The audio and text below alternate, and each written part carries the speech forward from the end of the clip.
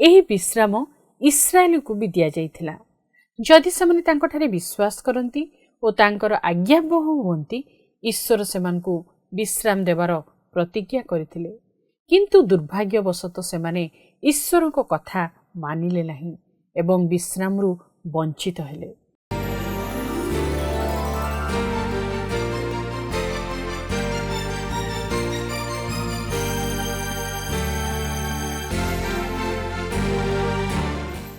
প্রিয় দর্শক বন্ধু নমস্কার। আজির আশাভরা নারী কার্যক্রমକୁ ଆପଣଙ୍କୁ ସ୍ୱାଗତ କରୁଅଛି। ଆଶା କରୁ ଆପଣ ଏହି କାର୍ଯ୍ୟକ୍ରମ ଦ୍ୱାରା ନିଶ୍ଚୟ ଉପକୃତ ହେଉଥିବେ ଓ ଆତ୍ମିକ ଜୀବନରେ ବୃଦ୍ଧି ପାଉଥିବେ। ଆପଣଙ୍କ ମନରେ ଯଦି କିଛି ପ୍ରଶ୍ନ ଅବା ପ୍ରାର୍ଥନାର ଅନୁରୋଧ ଥାଏ ଲେଖି ଜଣାଇଲେ ଆମେ ଖୁସି ହେବୁ। ଆଜି ଆମେ ବିଶେଷ ଆନନ୍ଦିତ ଯେ ଆଉ ଏକ ନୂଆ କାର୍ଯ୍ୟକ୍ରମ ନେଇ ଆପଣଙ୍କ ନିକଟକୁ ଆସିବାର ସୁଯୋଗ ପାଇଛୁ। ଆପଣ ନିୟମିତ ଏହି କାର୍ଯ୍ୟକ୍ରମ ଦେଖି ଆସୁଥିବାରୁ ଆମେ ବିଶେଷ ଆନନ୍ଦିତ। ପ୍ରଭୁ ଆପଣଙ୍କୁ ଆଶୀର୍ବାଦ କରନ୍ତୁ।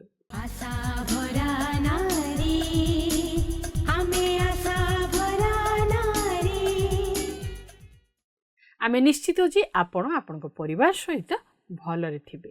ଆମ ମଧ୍ୟରେ ଭଉଣୀ ରଶ୍ମି ଅଛନ୍ତି। ଭଉଣୀ ରଶ୍ମି ନମସ୍କାର। ନମସ୍କାର କଲ୍ୟାଣୀ ଭଉଣୀ।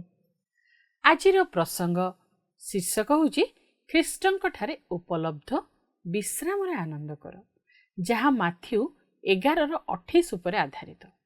ବାଇବଲରେ ବାରମ୍ବାର କୁହାଯାଏ, ଯେତେବେଳେ ଗୀତ ରଚକ କହନ୍ତି ପ୍ରଭୁଙ୍କ ଠାରେ ସୁସ୍ଥିର ହୁଅ ଓ ଧୈର୍ଯ୍ୟ ଧରି ତାହାଙ୍କ ଅପେକ୍ଷାରେ ରୁହ। ସେ ଶାରୀରିକ ବିଶ୍ରାମ ବିଷୟରେ କହୁନାହାନ୍ତି, ଯାହାର ଅର୍ଥ କାର୍ଯ୍ୟକଳାପରୁ ବିରତି ନେବା, ଆରାମ କରିବା, ଘୁମାଇବା ବା କିଛି ଶାରୀରିକ କାର୍ଯ୍ୟ ଜାରି ରଖିବା କିମ୍ବା ସମ୍ପୂର୍ଣ୍ଣ କରିବା ପାଇଁ ଶକ୍ତି ସଂଗ୍ରହ କରିବା ଉଦ୍ଦେଶ୍ୟରେ କାର୍ଯ୍ୟ ବନ୍ଦ କରିବା। ଏଠାରେ ପ୍ରଭୁଙ୍କଠାରେ ସୁସ୍ଥିର ହୁଅ ବା ବିଶ୍ରାମ କର ବୋଲି କହିବାର ଅର୍ଥ ଆତ୍ମିକ ବିଶ୍ୱାସକୁ ବୁଝାଏ। ଏହା ଦ୍ୱନ୍ଦ୍ୱ, ଚିନ୍ତା, ଚାପ ଓ ଅଦରକାରୀ ମାନବୀୟ ଉଦ୍ୟମ ଠାରୁ ଦୂରରେ ରହିବା ସ୍ଥିତି, ପୁଣି ଆଭ୍ୟନ୍ତରୀଣ, ବାହ୍ୟ ମରଣଶୀଳ ଓ ଆତ୍ମିକ ଶତ୍ରୁମାନଙ୍କ ଠାରୁ ବିରତି। ଆମେ ବେଳେବେଳେ ଭୁଲ ବିଷୟ ସବୁର ଅନ୍ୱେଷଣ କରୁ ଏବଂ ଯାହା ପ୍ରକୃତରେ ଗୁରୁତ୍ୱପୂର୍ଣ୍ଣ ତାକୁ ଚିହ୍ନିବାରେ ବିଫଳ ହୋଇଥାଉ। ଧନ, କ୍ଷମତା ଓ ବସ୍ତୁ ସମ୍ପତ୍ତି ପଛରେ ଗୋଡ଼ାଇବା ପରିବର୍ତ୍ତେ ଆମେ ଶାନ୍ତି, ଆନନ୍ଦ, ପୂର୍ଣ୍ଣତା ଓ ସନ୍ତୋଷ ଖୋଜିବା ଉଚିତ, ଯାହା କେବଳ ଯୀଶୁ ଖ୍ରୀଷ୍ଟଙ୍କ ଠାରେ ମିଳିଥାଏ। ତେବେ ରଶ୍ମି ଭଉଣୀ, ଆମମାନଙ୍କୁ ଟିକେ ଏ ବିଶ୍ରାମ ବିଷୟରେ ଆଉ ଟିକେ କିଛି ଅଧିକ କହିବେ କି? ନିଶ୍ଚୟ। ବୋଧହୁଏ ବିଶ୍ରାମ ପାଇଁ ମୂଳ ଏବ୍ରି ଭାଷାରେ ବ୍ୟବହୃତ ଶବ୍ଦକୁ ଆମେ ଦେଖିବା, ତାହା ଆମକୁ ସାହାଯ୍ୟ କରିପାରେ। ବିଶ୍ରାମ ଶବ୍ଦର ଏବ୍ରି ପ୍ରତି ଶବ୍ଦ ହେଉଛି ଶାନ୍ତିରେ ରହିବା, ସୁସ୍ଥିରତା ବା ନିଶ୍ଚଳତା। ଅନେକ ବାଇବଲ ଅନୁବାଦରେ ଏହି ବାକ୍ୟାଂଶକୁ ପ୍ରଭୁଙ୍କ ଠାରେ ବିଶ୍ରାମ କର, ପ୍ରଭୁଙ୍କ ସାନ୍ନିଧ୍ୟରେ କ୍ଷାନ୍ତ ହୁଅ, ପ୍ରଭୁଙ୍କ ସାକ୍ଷାତରେ ନୀରବ ହୁଅ, ପ୍ରଭୁଙ୍କ ନିକଟରେ ନିଜକୁ ସମର୍ପଣ କର ଇତ୍ୟାଦି ଭାବରେ ଅନୁବାଦ କରାଯାଇଅଛି। ଏସବୁରେ ଥିବା ବିଷୟ ବିଶ୍ରାମ କରିବା ଓ ଶାନ୍ତିରେ ରହିବାକୁ ବୁଝାଏ। ମୁଁ ତୁମକୁ ପୁରାତନ ନିୟମର ସମୟକୁ ନେଇଯିବି। ଇସ୍ରାଏଲ ଲୋକଙ୍କୁ ଈଶ୍ୱର କ'ଣ ପ୍ରତିଜ୍ଞା କରିଥିଲେ?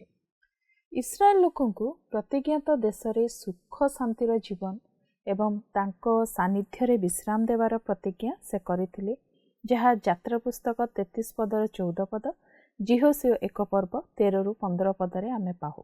କିନ୍ତୁ ଏଇ ଶାନ୍ତି ପାଇଁ ସର୍ତ୍ତ କ'ଣ ଥିଲା? ଈଶ୍ୱରଙ୍କ ସହିତ ହୋଇଥିବା ନିୟମ ରକ୍ଷା କରି ଈଶ୍ୱରଙ୍କ ପ୍ରତି ବିଶ୍ୱସ୍ତ ଓ ଆଜ୍ଞାବହ ରହିବା ଉପରେ ଏହା ନିର୍ଭର କରୁଥିଲା। ଠିକ୍ କଥା। ଅନ୍ୟ ପକ୍ଷରେ ଈଶ୍ୱର ମଧ୍ୟ କହିଛନ୍ତି ଯେ ଯେଉଁମାନଙ୍କ ହୃଦୟ ତାଙ୍କଠାରୁ ଦୂରେଇ ଯାଇଛି ସେମାନେ ତାଙ୍କ ବିଶ୍ରାମକୁ କେବେ ବି ଉପଭୋଗ କରିବେ ନାହିଁ। ଯେତେବେଳେ ଆମେ ନୂତନ ନିୟମକୁ ଆସୁ, ଏବ୍ରି ପୁସ୍ତକ ଏହି ସୁସମାଚାର ଘୋଷଣା କରେ ଯେ ଯେଉଁମାନେ ଯୀଶୁଖ୍ରୀଷ୍ଟଙ୍କ ଠାରେ ବିଶ୍ୱାସ କରିବେ ସେମାନେ ତାହାଙ୍କ ବିଶ୍ରାମରେ ପ୍ରବେଶ କରିବେ। ଏବ୍ରି 4:1-3 ପଦ ପଢ଼ନ୍ତୁ, ଯହିଁରେ ଲେଖାଯାଏ, ଅତଏବ ଆସ ଆମ୍ଭେମାନେ ଭୟ କରୁ, କାଳେ ତାହାଙ୍କ ବିଶ୍ରାମରେ ପ୍ରବେଶ କରିବାର ପ୍ରତିଜ୍ଞା ଥିବା ସ୍ଥଳେ ସୁଦ୍ଧା ତୁମ୍ଭମାନଙ୍କ ମଧ୍ୟରୁ କେହି ସେଥିରୁ ବଞ୍ଚିତ ହେଲା ପରି ଦେଖାଯାଏ। କାରଣ ସେମାନଙ୍କ ନିମନ୍ତେ ଯେପରି ଆମ୍ଭମାନଙ୍କ ନିକଟରେ ମଧ୍ୟ ସେହିପରି ସୁସମାଚାର ପ୍ରଚାରିତ ହୋଇଅଛି।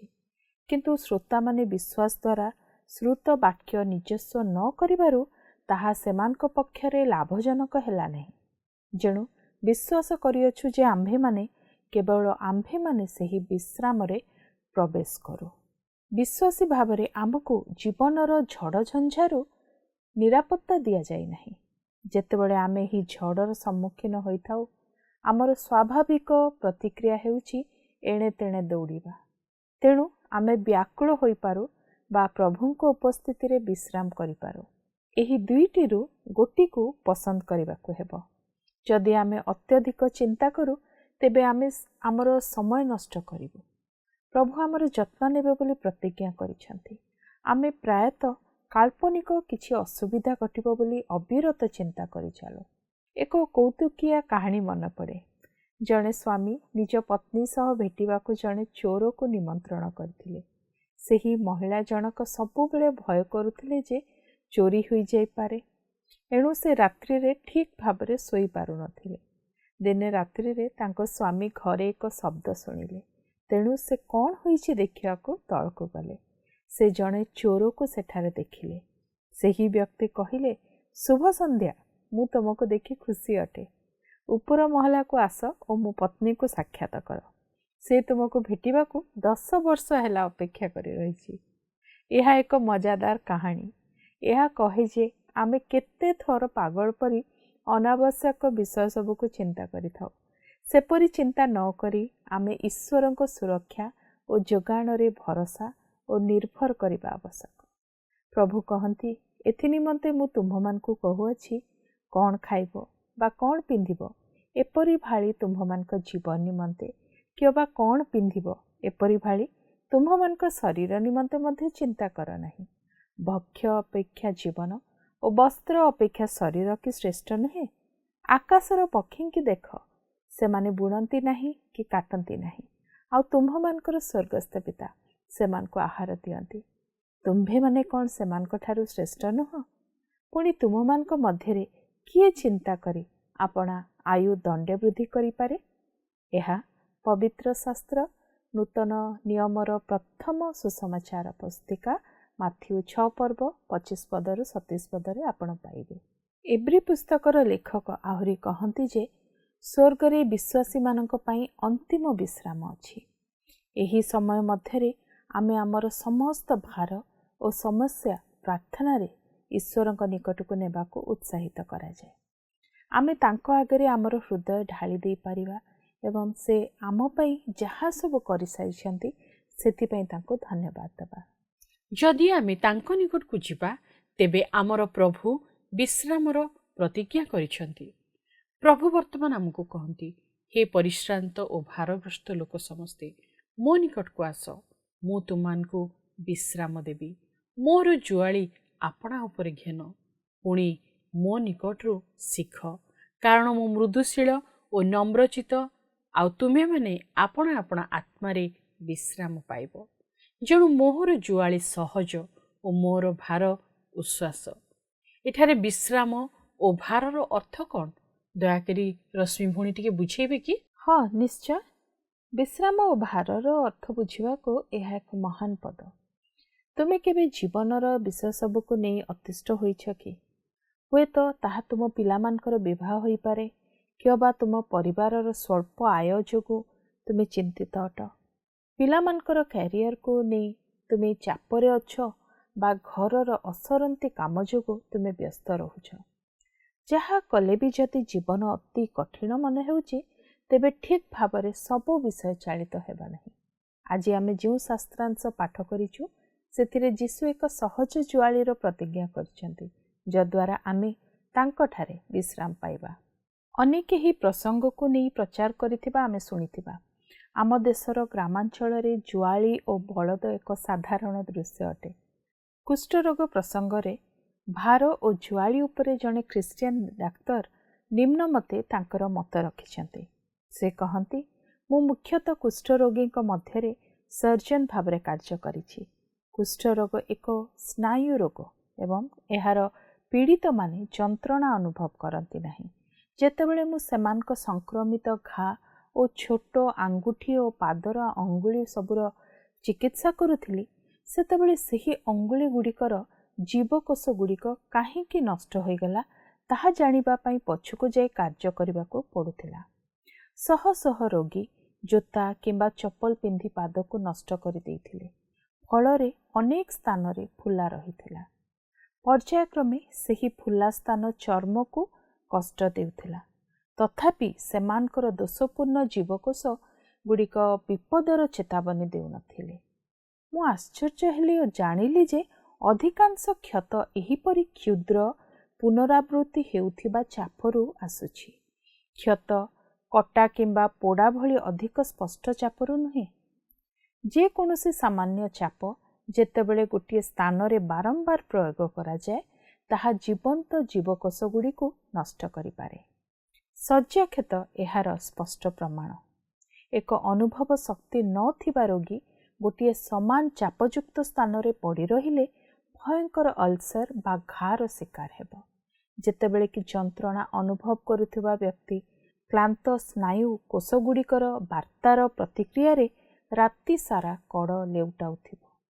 ଅପରପକ୍ଷେ ଅତ୍ୟଧିକ କମ୍ ଚାପ ମଧ୍ୟ ଜୀବନ୍ତ ଜୀବକୋଷ ଗୁଡ଼ିକ ଉପରେ ପ୍ରଭାବ ପକାଇଥାଏ। ଜୀବକୋଷ ଗୁଡ଼ିକ ବ୍ୟାୟାମ ଆବଶ୍ୟକ କରନ୍ତି। ଏହା ବିନା ସେମାନେ ଅପକୃଷ୍ଟ ହେବେ। ସୁସ୍ଥ ଜୀବକୋଷ ଗୁଡ଼ିକ ଚାପ ଆବଶ୍ୟକ କରନ୍ତି, କିନ୍ତୁ ଉପଯୁକ୍ତ ଚାପ କୋଷଗୁଡ଼ିକ ମଧ୍ୟରେ ଆବଣ୍ଟିତ ହେବା ଆବଶ୍ୟକ। ଏହି ନୀତି ବଳଦର ବେକରେ ଥୁଆ ହେଉଥିବା ଜୁଆଳି ଦ୍ୱାରା ସୃଷ୍ଟି ହେଉଥିବା ଚାପ ସଙ୍ଗେ ତୁଳନୀୟ। ହସ୍ପିଟାଲର ବଢ଼େଇ ଦୋକାନରେ ମୁଁ ଏହିପରି ଜୁଆଳି ପ୍ରସ୍ତୁତ କରିବାରେ ସାହାଯ୍ୟ କରିଥିଲି। ଯଦି ବଳଦର ବେକରେ ଏକ ସମତଳ ଖୋଦେଇ ହୋଇ ନଥିବା ବା ଅନାବୃତ କାଠ ଖଣ୍ଡ ରଖି ଏକ ଶଗଡ଼ ଟାଣିବାକୁ ତାକୁ ବ୍ୟବହାର କରାଯାଏ, ତେବେ ସେହି ପଶୁର ବେକରେ ଶୀଘ୍ର ଚାପଜନିତ ଘା ବାହାରିଯିବ ଏବଂ ସେ ଅଦରକାରୀ ହୋଇଯିବ। ଏକ ଷଣ୍ଢର ବେକର ଆକାରରେ ଏକ ଭଲ ଜୁଆଳି ତିଆରି ହେବା ଜରୁରୀ। ଏହା ତାହାର ବେକର ଏକ ବଡ଼ ସ୍ଥାନକୁ ଆଚ୍ଛାଦନ କରିବା ଉଚିତ, ଯଦ୍ୱାରା ଚାପ ବହୁ ସ୍ଥାନରେ ବାଣ୍ଟି ହୋଇ ପଡ଼ିବ। ଏହା ମଧ୍ୟ ଚିକ୍କଣ, ଗୋଲାକାର ଓ ପଲିସ ହୋଇଥିବା ଆବଶ୍ୟକ ଏବଂ ତୀକ୍ଷ୍ଣ ଧାର ନଥିବ। କୌଣସି ସ୍ଥାନରେ ଅତ୍ୟଧିକ ଚାପ ପଡ଼ିବ ନାହିଁ।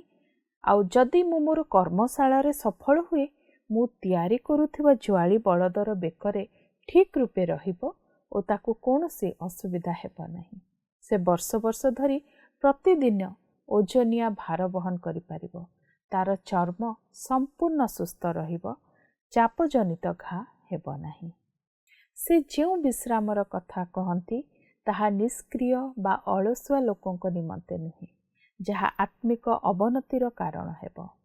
ଏହା ପରିବର୍ତ୍ତେ ସେ ଯେଉଁ ଜୁଆଳି ଦେବେ, ତାହା ଆମ ପାଇଁ ଆମର ବ୍ୟକ୍ତିଗତ ଆବଶ୍ୟକତା, ଶକ୍ତି ଓ ସାମର୍ଥ୍ୟ ପାଇଁ ପ୍ରାଚୁର୍ଯ୍ୟ। ଆମେ ତାଙ୍କ ନିକଟକୁ କ୍ଳାନ୍ତ ଓ ଭାରଗ୍ରସ୍ତ ହୋଇ ଆସୁ।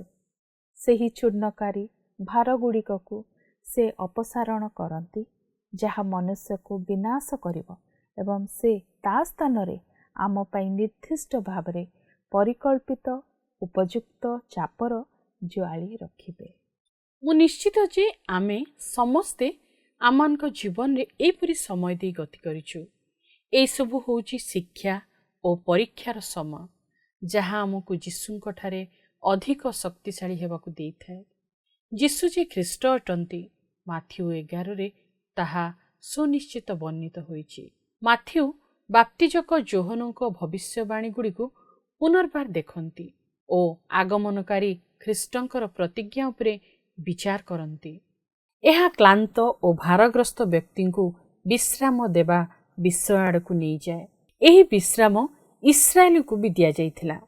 ଯଦି ସେମାନେ ତାଙ୍କଠାରେ ବିଶ୍ୱାସ କରନ୍ତି ଓ ତାଙ୍କର ଆଜ୍ଞାବହ ହୁଅନ୍ତି, ଈଶ୍ୱର ସେମାନଙ୍କୁ ବିଶ୍ରାମ ଦେବାର ପ୍ରତିଜ୍ଞା କରିଥିଲେ। କିନ୍ତୁ ଦୁର୍ଭାଗ୍ୟବଶତଃ ସେମାନେ ଈଶ୍ୱରଙ୍କ କଥା ମାନିଲେ ନାହିଁ ଏବଂ ବିଶ୍ରାମରୁ ବଞ୍ଚିତ ହେଲେ। ଏହି ଶାସ୍ତ୍ରାଂଶରେ ଆମେ ବହନ କରିଥିବା ଓଜନିଆ ଭାରକୁ ଯୀଶୁ ଦର୍ଶାଉଛନ୍ତି ଏବଂ ବିଶ୍ରାମର ଅନୁଭୂତି ଲାଭ କରିବାକୁ ଆମକୁ ନିମନ୍ତ୍ରଣ କରନ୍ତି, ଯାହା କେବଳ ସେ ହିଁ ଯୋଗାଇ ପାରିବେ। ଆଚ୍ଛା ରଶ୍ମି ଭଉଣୀ, ଯୀଶୁଙ୍କ ଜୁଆଳି କ'ଣ ଓ ଏହା କାହିଁକି ହାଲୁକା ଅଟେ? ପ୍ରଥମେ ଜୁଆଳି କ'ଣ ତାହା ଆମେ ବୁଝିବା ଆବଶ୍ୟକ। ଜୁଆଳି କହିଲେ ଏପରି ଏକ କାଠ ଯାହା ଦୁଇଟି ପଶୁଙ୍କ ବେକ ଉପରେ ରଖି ବନ୍ଧାଯାଏ, ଯେପରିକି ସେମାନେ ଏକ ଶଗଡ଼ ଗାଡ଼ି ବା ହଳ ଟାଣିପାରିବେ। ଏଠାରେ ଯୀଶୁ ଏହାକୁ ଏକ ଉପମା ରୂପେ ବ୍ୟବହାର କରନ୍ତି। ଇସ୍ରାଏଲ ମୂଷାଙ୍କ ବ୍ୟବସ୍ଥା ରୂପକ ଜୁଆଳିରେ ଯୋଚା ହୋଇଥିଲା। ପୁରାତନ ନିୟମରେ 613ଟି ଆଜ୍ଞା ରହିଛି। ବ୍ୟବସ୍ଥା ଉତ୍ତମ ଥିଲା ଓ ଇସ୍ରାଏଲ ତଦ୍ୱାରା ବିଶ୍ରାମରେ ପ୍ରବେଶ କରିବାର ଉପାୟ ଥିଲା। କିନ୍ତୁ ଇସ୍ରାଏଲର ଧାର୍ମିକ ନେତାମାନେ ଈଶ୍ୱର ଦତ୍ତ ବ୍ୟବସ୍ଥା ସହିତ ଅନେକ ନିୟମ ଯୋଡ଼ିଥିଲେ। ଯୀଶୁ ଏହାକୁ ଭାରି ଜୁଆଳି ଓ ଭାର ସ୍ୱରୂପ ବିଷୟ କହିଥିଲେ। ଯେଉଁମାନେ ଧାର୍ମିକ ହେବାକୁ ଚେଷ୍ଟା କରିଥିଲେ ସେମାନେ ଆତ୍ମଧାର୍ମିକ ଓ ବ୍ୟବସ୍ଥା ପାଳନକାରୀ ଲୋକଙ୍କ ସହିତ ମିଶି ଅଧିକ ବୋଝଗ୍ରସ୍ତ ହେଉଥିଲେ। ଯୀଶୁ ଜାଣିଥିଲେ ଯେ ତାଙ୍କ ଶ୍ରୋତାମାନେ ଜାଣନ୍ତି ଯେ କିପରି ଦୁଇଟି ବଳଦ ବେକରେ ଯୋଚା ଯାଇଥିବା ଜୁଆଳି ହେତୁ ସେମାନେ କ୍ଷେତରେ ହଳ କରନ୍ତି। ଶକ୍ତିଶାଳୀ ବଳଦ ମଧ୍ୟ ଦୁର୍ବଳ ବଳଦକୁ କଢ଼ାଇ ନେଇପାରେ। ମନୁଷ୍ୟମାନଙ୍କୁ ଏହି ଦୃଷ୍ଟାନ୍ତରେ ଦୁର୍ବଳ ବଳଦ କୁହାଯାଏ। ଆମେ ଆମ ଜୀବନରେ କେଉଁ ବିଷୟ ସବୁକୁ ଯୋଡ଼ିଥାଉ? ଏଠାରେ କିଛି ପାପ ଦିଆଯାଇଅଛି। ତାହା ଏହି ପ୍ରକାର: ଲୋଭ, କାମନା, ବିଚାର, ସ୍ୱାର୍ଥ, କ୍ରୋଧ, ଗର୍ବ, ଅହଙ୍କାର। କିନ୍ତୁ ପରିଶେଷରେ ଆମେ ନେଉଥିବା ନିଷ୍ପତ୍ତିଗୁଡ଼ିକ ପାପର ଜୁଆଳି ବା ଖ୍ରୀଷ୍ଟଙ୍କ ଜୁଆଳିର ଉପସ୍ଥିତି ପ୍ରକାଶ କରେ। ପାପର ଜୁଆଳି ପ୍ରଥମେ ପ୍ରତାରଣା ସହିତ ହାଲୁକା ଲାଗେ, କିନ୍ତୁ ପରେ ଭାରି ହୁଏ। ଏହା ପ୍ରଥମେ ଭଲ ଲାଗିପାରେ, କିନ୍ତୁ ଏହା ସମୟ ଅନୁକ୍ରମେ କ୍ଷତି ସାଧନ କରେ। ତେଣୁ ପାଉଲ ରୋମୀ 6:23ରେ ଚେତାବନୀ ଦିଅନ୍ତି, କାରଣ ପାପର ବେତନ ମୃତ୍ୟୁ, କିନ୍ତୁ ଈଶ୍ୱରଙ୍କ ଅନୁଗ୍ରହ ଦାନ ଆମ୍ଭମାନଙ୍କ ପ୍ରଭୁ ଯୀଶୁ ଖ୍ରୀଷ୍ଟଙ୍କ ସହଭାଗିତାରେ ଅନନ୍ତ ଜୀବନ ଅଟେ। ପାପର ଜୁଆଳି ମୃତ୍ୟୁ ଆଡ଼କୁ ନେଇଯାଏ। ଯୀଶୁ ତାଙ୍କର ଏହି ନିମନ୍ତ୍ରଣରେ ଏକ ପ୍ରତିଜ୍ଞା ଦିଅନ୍ତି। ଯଦି ଆମେ ତାଙ୍କର ନିକଟକୁ ଯିବା, ବିଶ୍ରାମ ପାଇବା।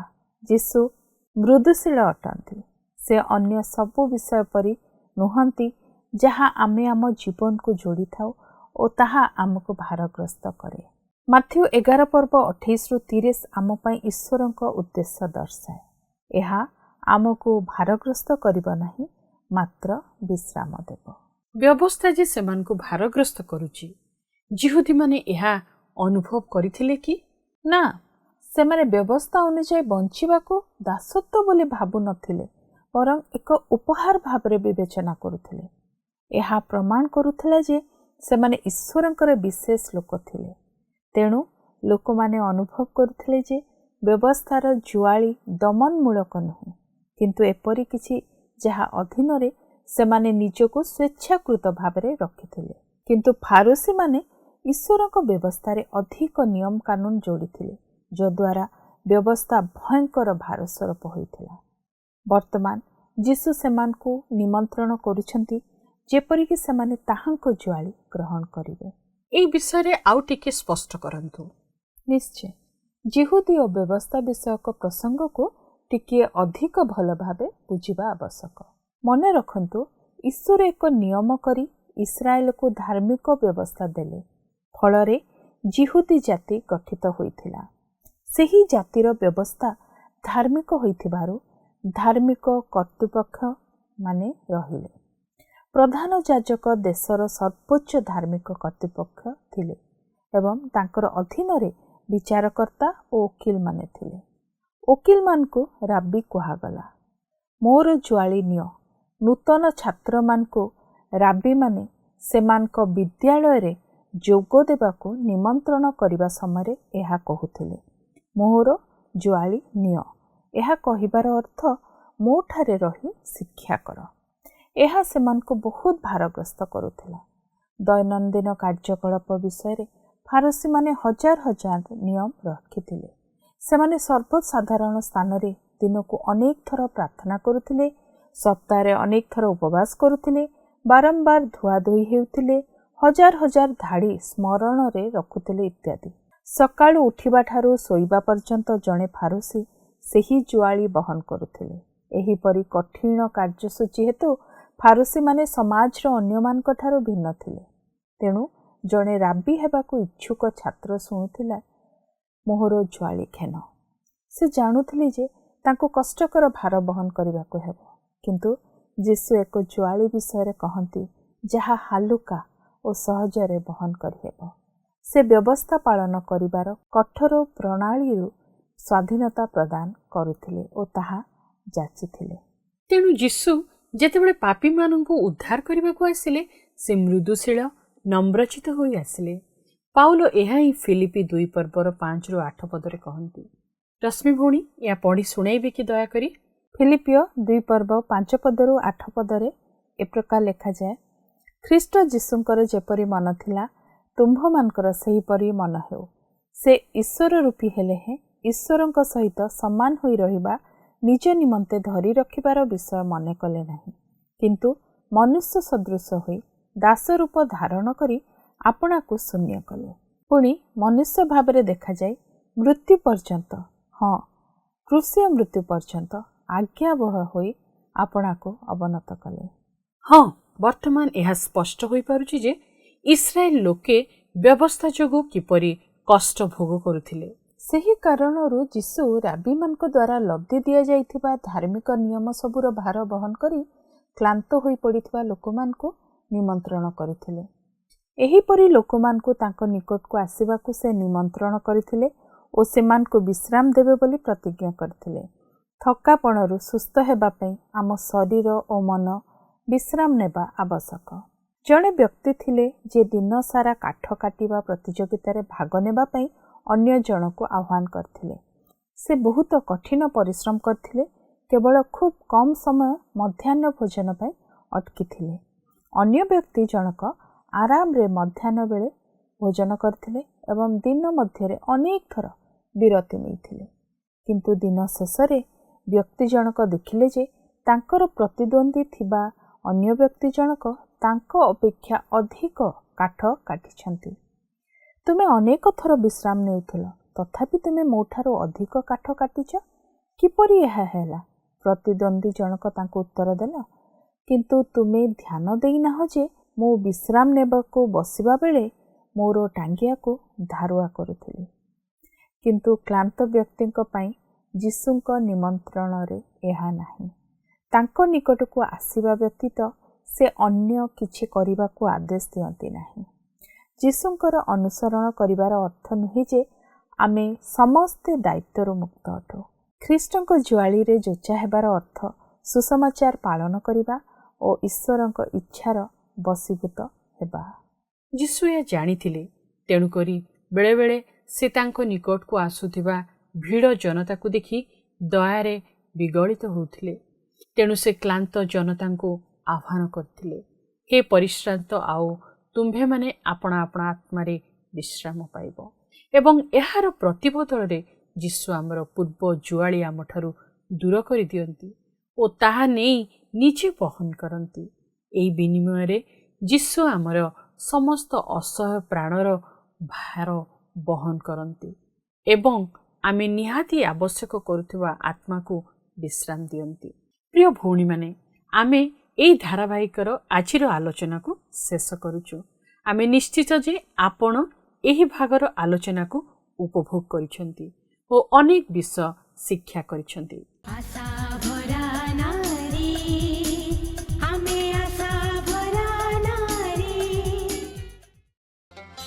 ସଦା ପ୍ରଭୁ ମୋର ପ୍ରତିପାଳକ, ସଦା ପ୍ରଭୁ ମୋର ପ୍ରିୟ ପାଳକ, ସଦା ପ୍ରଭୁ ମୋର ପ୍ରତିପାଳକ, ସଦା ପ୍ରଭୁ ମୋର ପ୍ରିୟ ପାଳକ। ଅଭାବ ମୋହର ହେବ ନାହିଁ, ହେବ ନାହିଁ, ହେବ ନାହିଁ, ସଦା ପ୍ରଭୁ ମୋର ପ୍ରତିପାଳକ, ସଦା ପ୍ରଭୁ ମୋର ପ୍ରିୟ ପାଳକ।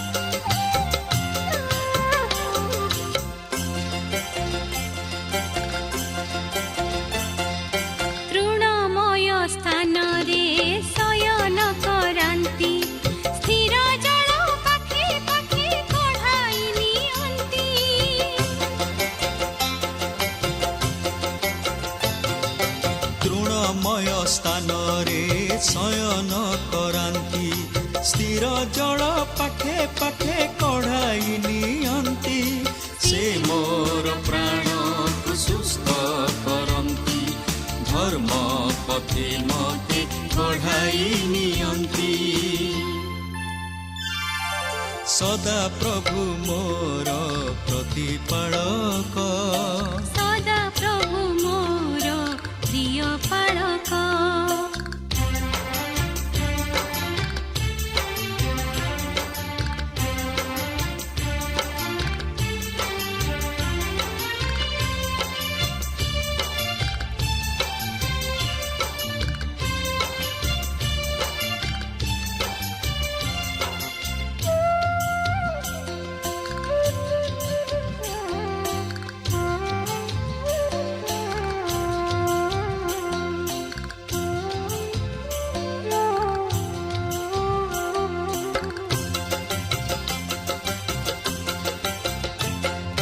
ମୃତ୍ୟୁ ଛାୟା ପଥରେ କରିଲେ ଗମନ, ଆପଦକୁ କେବେ ହେଲେ କରିବିନି ଭୟ।